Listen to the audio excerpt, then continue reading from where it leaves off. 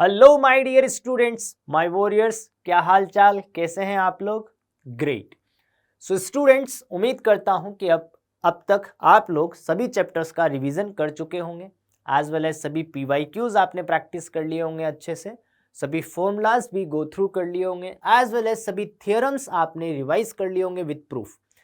Now students, इस last moment में कुछ नया नहीं डिस्कस करेंगे, कुछ नया नहीं पढ़ेंगे। जो पढ़ लिया है दैट इज इनफ, रिवीजन भी आप लोगों ने कर लिया है। बट आज हम कुछ ऐसी मिस्टेक्स की बात करेंगे जिन्हें अवॉइड करके आप अपने 10 to 12 मार्क्स इंक्रीज कर सकते हैं या 10 to 12 मार्क्स सेव कर सकते हैं। देखिए, कॉन्सेप्ट्स तो सभी को आते हैं। लेट अस अज्यूम कि दो स्टूडेंट्स हैं, राहुल एंड प्रीति। दोनों की प्रिपरेशन सेम है, दोनों को सेम कॉन्सेप्ट आते हैं, फिर भी राहुल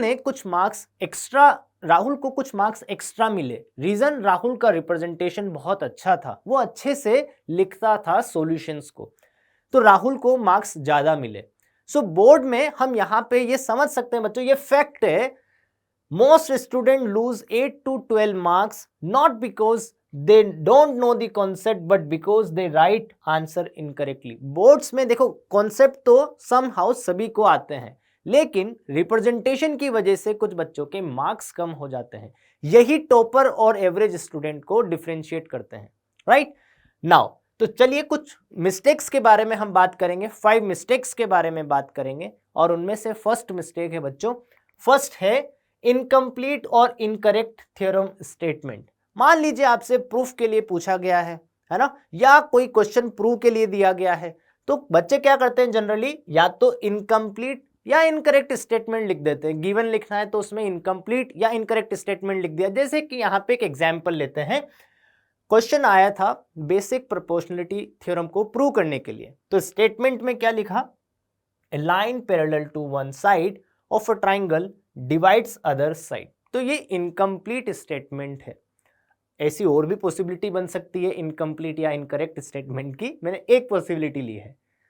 करेक्ट क्या है, करेक्ट वे क्या है, if a line is drawn parallel to one side of a triangle to intersect the other two sides in distinct points, then it divides दो sides in the same ratio. तो ये complete statement है, correct statement है। तो जब भी statement लिखें, correct statement लिखें, कंप्लीट स्टेटमेंट लिखें।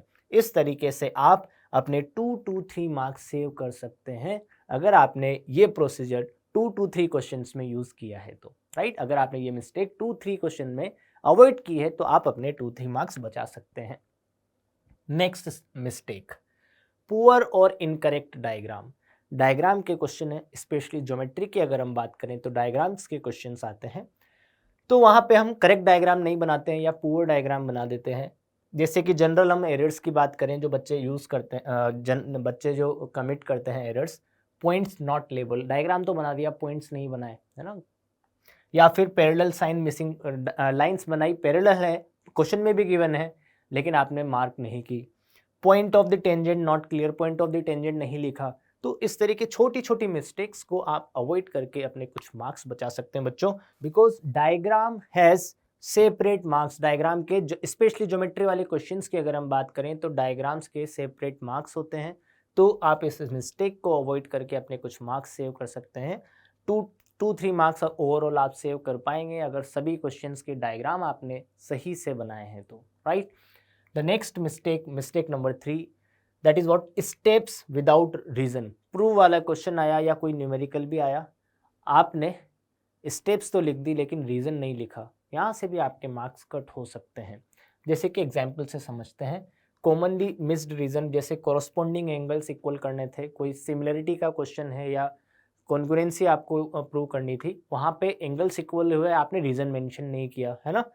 Radii of the same circles, circle की रेडियस है वो इक्वल है, हमने मेंशन नहीं किया। ट्राइंगल्स, जो सिमिलरिटी अगर आप यूज कर रहे हैं तो क्यों सिमिलर हुए, सिमिलरिटी क्राइटेरिया कौन सा यूज हुआ ये हमने मेंशन नहीं किया। तो अगर हम इस तरीके के रीजंस मिस कर देते हैं तो हमारे मार्क्स कटेंगे बच्चों। करेक्ट वे अगर हम यहाँ पे समझे, जैसे कि मान लीजिए angle ABC equals to angle PQR, एक एग्जाम्पल लिया है हमने, रीजन हमने मेंशन नहीं किया, लेकिन अगर करेक्ट अप्रोच क्या होगी, ये एंगल इक्वल है, कोरस्पॉन्डिंग एंगल या whatever is the reason, ये एक मैंने एग्जाम्पल लिया है, तो रीजन था कि कोरस्पॉन्डिंग एंगल से। तो ये करेक्ट वे आपको यूज करना है बच्चों, इससे आप अपने मार्क्स सेव कर सकते हैं, राइट। नाउ इस तरीके की मिस्टेक से आप अपने 2 to 3 मार्क्स अगेन सेव कर सकते हैं। चलिए इसी के साथ आगे बढ़ते हैं। Next mistake number 4, no proper conclusion. ये वाली मिस्टेक तो जनरली बच्चे करते ही हैं। मतलब क्वेश्चन सोल्व कर लिया, बहुत सही से क्वेश्चन सोल्व किया है, लेकिन जो एंड किया है वो प्रॉपर नहीं किया है। जैसे कि समझते हैं, देखिए कॉमन एरर्स अगर हम इसमें बात करें, हेंस प्रूव नहीं लिखा आपने लास्ट में, है ना, बस प्रूव कर दिया, एंड खत्म। Final result not clearly state, final result नहीं लिखा लास्ट में, या प्रूफ एंड्स एब्रप्टली, बस एंड हो गया, राइट। तो कैसे एंड करना है वो भी मैं अभी समझाऊंगा आपको, don't worry. CBSE evolution rule अगर हम समझें तो proof is complete only with conclusion. अगर कंक्लूजन नहीं है तो प्रूफ कंप्लीट नहीं हुआ है सीबीएसई के अकॉर्डिंग, राइट। सो यहाँ से भी इस मिस्टेक को आप अवॉइड करके 1-2 मार्क्स बचा सकते हैं। अब देखो इससे प्रॉपर समझते हैं कि किस तरीके से एंड करना है आपको। एक एग्जांपल लेते हैं। हमें ये प्रूव करना था कि एक्सटर्नल पॉइंट से बनाई गई टेंजेंट्स इक्वल होती है। तो लास्ट में आपने प्रूव किया कि टेंजेंट्स इक्वल आ गई, ए बी इक्वल्स टू ए सी, खत्म, इसके बाद कुछ नहीं लिखा। तो ये करेक्ट रिप्रेजेंटेशन नहीं है। हमें क्या करना है बच्चों, करेक्ट रिप्रेजेंटेशन क्या होगा, A B equals to A C आया, उसके बाद में हमें लिखना है hence the length of the tangents drawn from an external point are equal, और लास्ट में फिर लिखेंगे हेंस प्रूव्ड। तो इस तरीके से कंक्लूड करके आपको लिखना है हेंस प्रूव्ड। ये करेक्ट वे है एंड करने का, राइट। तो अगर आप इस प्रोसीजर को फॉलो करते हैं, इस मिस्टेक को अवॉइड करते हैं, तो अपने मार्क्स सेव कर सकते हैं। Okay students, now so board completion rule क्या होता है। अगर आप कोई प्रूफ कर रहे हैं या लॉन्ग आंसर टाइप क्वेश्चन कर रहे हैं तो चेक कर लें बच्चों कि स्टार्ट एक तो लॉजिकल होना चाहिए, स्टेप वाइज प्रूफ होना चाहिए, क्लियर कंक्लूजन होना चाहिए। Proof without conclusion is incomplete answer, right. चलिए आगे बढ़ते हैं इसी के साथ। So students, mistake number 5 is what, correct answer wrong method. ये भी जनरली बच्चे सब्जेक्टिव क्वेश्चंस में या प्रूफ वाले क्वेश्चंस में करते हैं। आंसर तो समहाउ लेके आ जाएंगे, लेकिन प्रॉपर एक्सप्लेनेशन नहीं है, प्रॉपर मेथड नहीं है। जैसे कि अगर हम बात करें, फॉर्मूला नॉट रिटर्न, फॉर्मूला ही नहीं लिखा, डायरेक्ट आंसर लेके आ गए, है ना। आइडेंटिटी यूज विदाउट प्रूफ, कोई डायरेक्ट रिजल्ट यूज कर लिया, लिखा और उसको मेंशन नहीं किया। डायरेक्ट आंसर विदाउट स्टेप्स, तो ये सब मिस्टेक्स है जो आपको अवॉइड करनी है एग्जाम में। एंड सीबीएसई जो है वो प्रायोरिटी देती है मेथड को, करेक्ट मेथड होना चाहिए। ऐसा नहीं है कि बस आप आंसर लेके आ गए, उन्हें आंसर नहीं चाहिए। तो आप ऑब्जेक्टिव अप्रोच से अगर डायरेक्ट आंसर लेके आ जाते हैं तो वो भी करेक्ट वे नहीं है। हम अगर 10th बोर्ड एग्जाम दे रहे हैं तो पूरा अप्रोच, सब्जेक्टिव अप्रोच होनी चाहिए, पूरा systematic, logical, start, conclusion, reason, method सब प्रॉपर होने चाहिए, राइट। सो स्टूडेंट्स, ये कुछ वो मिस्टेक्स थी जिन्हें अवॉइड करके आप अपने मार्क्स इंक्रीज कर सकते हैं। यहां से भी इस मिस्टेक को अवॉइड करके आप 2-3 मार्क्स अपने सेव कर सकते हैं।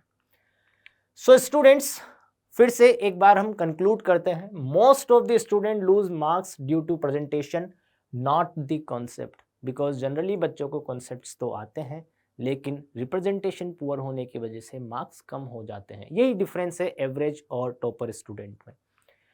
Now proper training in the answer writing improves score immediately. अगर आपने आंसर राइटिंग की प्रॉपर ट्रेनिंग की है, इन सभी मिस्टेक्स को अगर आप अवॉइड करोगे तो इमीडिएटली आपका जो स्कोर है वो इंक्रीज हो जाएगा, right. So avoid these mistakes. जो भी अभी हमने 5 मिस्टेक्स यहाँ पे डिस्कस किए बच्चों, अवॉइड करिए इसको, right. And to get the instant score boost, मैं कमिट कर सकता हूं, मैं वादा कर सकता हूं आपसे कि अगर ये मिस्टेक्स आप अवॉइड करते हैं तो आपका जो भी स्कोर है वो 10 to 12 मार्क्स इंक्रीज हो जाएगा। Now student action checklist. जब भी आप क्वेश्चन करते हैं बोर्ड एग्जाम में, प्रूफ वाला क्वेश्चन है या लॉन्ग आंसर टाइप क्वेश्चन है बच्चों, तो ये चेकलिस्ट जरूर कर ले। और इस चेकलिस्ट को शॉर्ट में मैंने क्या बोला है, प्रूव। प्रूव का क्या मतलब है, पी से प्रॉपर स्टेटमेंट, आर से रीजन, ओ से order of the steps, V से विजुअल मतलब डायग्राम प्रॉपर होना चाहिए, एंड कंक्लूजन, बिल्कुल कंक्लूड करना है कि क्या आपको यहाँ प्रूव करना था वो लास्ट में लिखें और फिर हेंस प्रूव के साथ में उसे एंड कर दें। सो इस तरीके से आप अपना स्कोर इंक्रीज कर सकते हैं, या मैं बोल सकता हूं कि 10 to 12 मार्क्स आपके सेव कर सकते हैं। सो स्टूडेंट्स, उम्मीद करता हूं कि आप इन मिस्टेक्स को अवॉइड करेंगे और अपना स्कोर इंक्रीज करेंगे। तो आज के लिए इतना ही, इस सेशन को यहीं एंड करते हैं। Bye bye, best of luck, wish you all the best.